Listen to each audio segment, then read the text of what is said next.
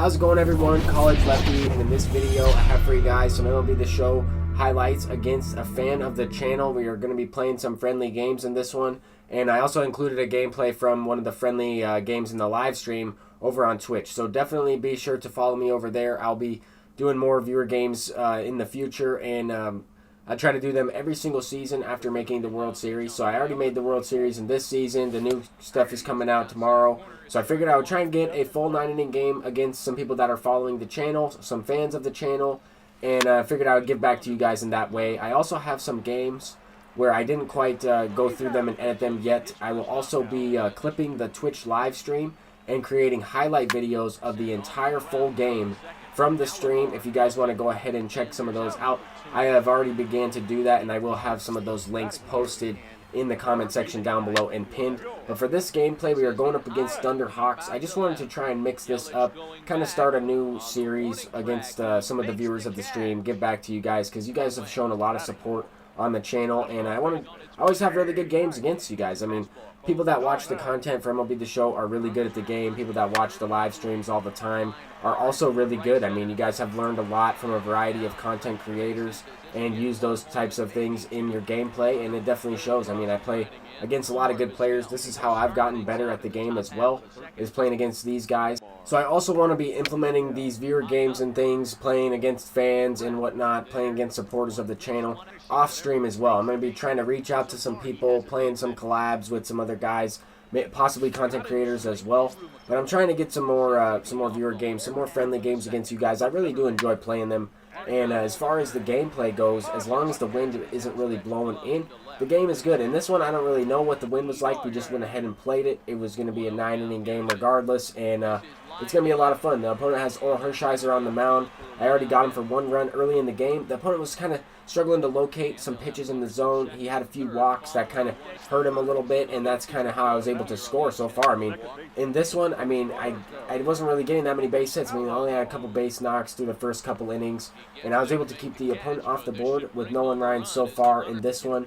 But definitely some hittable pitches that I've thrown so far. Nolan Ryan can be tough to use in certain situations, can be tough to locate with. And the confidence on his individual pitches as well as his confidence meter is very important when you're using that Nolan Ryan. And Nolan Ryan actually got thrown out at the plate there. That was a wonderful play from Ricky Henderson in center field. And I was really just trying to tack on another run. I thought that was the best chance for me to score, even though I had kind of the heart of my lineup coming up. I figured that hard base hit was a good chance to score that extra run. Anyway, he throws me out, and now I'm just trying to continue on pitching with this Nolan Ryan. I mean, he's able to get the confidence up. He does have the gold bar of confidence, which is going to make it extremely difficult for the opponent to even get a base hit. I mean, right there, he probably should have had a double in the gap, possibly even a home run. It was a hanging 12-6 curveball over the plate. He squared it up. I know he hit it well, and it was sent into the gap, but McCutchen tracks it down. Then another hit right here. He squares this one up. Was a little bit early, but sent that one out for a home run foul. And it's a game of inches. I mean, at this point in the game, I felt like this was a really close one. I mean, here I was power swinging with Andrew McCutchen and getting a late base hit. It's not really something you want to see, especially on Hall of Fame difficulty. You don't really want to see hits rewarded in that way. But this was another regular swing from Roberto Alomar. I actually squared that one up. You could tell that the barrel of the bat was on that one. Pulled it well, even though the PCI was over the middle of the plate. Don't really know what that feedback was like, but that was kind of tough to analyze. I did think I was all over that last pitch, and then this one the same thing. But it resulted in a lineout. I mean, but at least it's going both ways. This opponent was hitting the ball hard to some of my players, and he did go to his bullpen early on in this game as well. He took out Oral Hershiser, so he has Greg Holland in on the mound right now. And Frank Thomas is going to send that one for a double down the line. Kind of had a tough play out there in left field with Christian Yelich. I think he also had Cody Bellinger. I wasn't sure if that was Cody Bellinger out in left field. But definitely a solid team from this opponent, and I thought that this ball was crushed with Max Muncy. This is the all-star Max Muncy. I don't really know how this ball didn't go out. It was more of a hanging curveball. I had decent feedback on it, but it was left over the middle of the plate, and I know that he hit that one well. Probably got a little too far under it, but I was surprised that one wasn't sent out for a home run. And then the following batter with Jim Edmonds, a pinch hitter, he did strike out on a foul tip there, but definitely good at-bats from this guy, and I was really happy to play Thunderhawks. I mean, he's a big supporter of the channel. He's always in the streams, and I have yet to play him, so this was really a cool opportunity. With George Brett facing Hader, I was able to sit on the fastball low and inside. I was waiting for a pitch like that because this opponent was throwing some fastballs low in the zone. He didn't get too predictable with it, but I was looking for a pitch early in the count like that because some of the pitches he was throwing early in the count were a little off the plate. I mean, he did walk a few guys, so he was having a tough time locating at times. Same as I was. I mean, I had a tough time locating with this Nolan Ryan.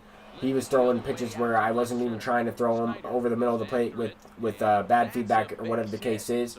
But I was really trying to have the best at-bats, look for a pitch early in the count over the middle of the plate, and I could kind of pick and choose because he was walking a few guys. That was really the analysis I had at the plate, and that was the only thing in this game that I noticed where then it allowed me to be aggressive on the first pitch. If he left something over the plate there with Duke Snider, I was able to get the cutter off of Kenley Jansen over the middle.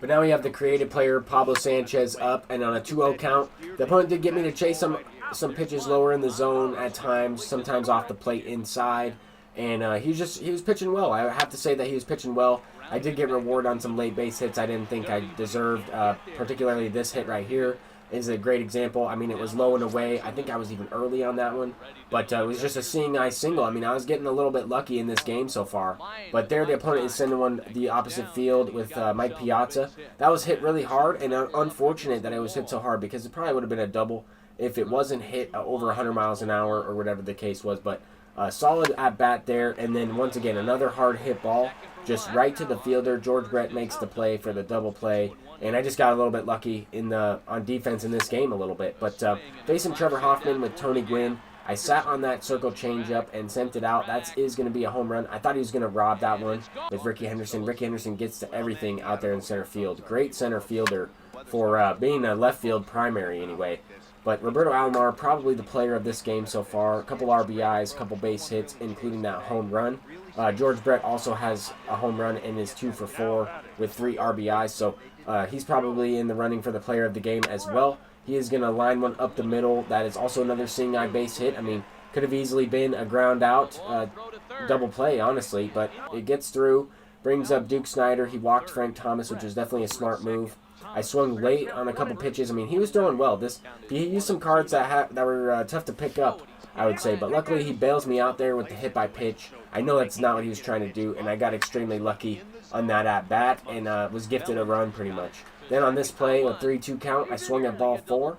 And luckily, I didn't hit into a double play, but I was able to get the run. To end the game, though, on the mercy rule, this is just unfortunate for the opponent. I really felt bad. I didn't deserve that hit at all. And that is going to be the end of that game. Let's go ahead and hop into the next game. This is going to be going up against Trey, who also has a Twitch live stream. And definitely some good games all around. This one was from my Twitch live stream, which will be pinned in the comment section down below as well. I'll also link this one and then a bunch of those videos that I was talking about from some other viewer games included. So if your game is not posted in this gameplay, don't freak out. I'm going to try and go through as many edited clips as I have. It does take a lot of work to go through some of these games, but I do enjoy it, and I do want to post some of these highlight videos for you guys and give you guys the gameplay that you guys deserve. So I'm going to go ahead and clip some of more of those Twitch videos and go from there. But this opponent's definitely a good player. I was able to get something going in the first inning there with Frank Thomas. I hit another 2-run shot. And George Brett, once again, extending the inning. I mean, that card's honestly been my best hitter ever since picking him up. Even more so than Tony Gwynn. I've hit for a little bit more power with that George Brett than Tony Gwynn. And even against lefties, he's really good for me. But the opponent's also hitting a double. I mean, he was a good hitter. He's hitting some base hits. He was able to get a chance in the first inning there to tie up the game and take the lead even. But Andrew McCutcheon's hitting a double in my half of the inning, bringing up Pablo Sanchez, and he is also going to hit a line drive to the right side. If you notice, I'm using a different creative player swing. I'm using Ty Cobb's stance. I really do like his swing in the game. I also was really hoping for a signature series Ty Cobb with this upcoming content. However, we're not going to get that quite yet, but he will be a card in the future, so I might as well just use his stance since I do enjoy using that swing. But here we are in the bottom of the second inning. I brought in Billy Wagner at this point because this game and these viewer games were 3 innings long, and it's just the best way to do it during a live stream, so that way I give as many people a chance to play as possible. And then if I do play some games off stream, play some fans off stream like I did in the previous game, then I will go ahead and play longer 9-inning games that way as long as I have the time. But once again, George Brett is carrying the squad with a no-doubter, putting it up to the score to 4-0. And this opponent also had a chance to come back in this game. I mean, no lead is safe. playing against some good players, especially shortened games with shortened stamina and everything. If you get something really going at the plate, then it's tough to be stopped. But I was able to close that one out. Definitely some great games from the viewers. I always have some tough ones. You guys always play against me really well. I just want to say thank you guys for the support. Thank you guys for watching this video. If you enjoyed, please leave a thumbs up and subscribe if you are new. And if you played me recently in a viewer game and I didn't upload that video, stay tuned for the next one. And it just takes me a little bit of time to get those out. But thank you guys again. Peace out.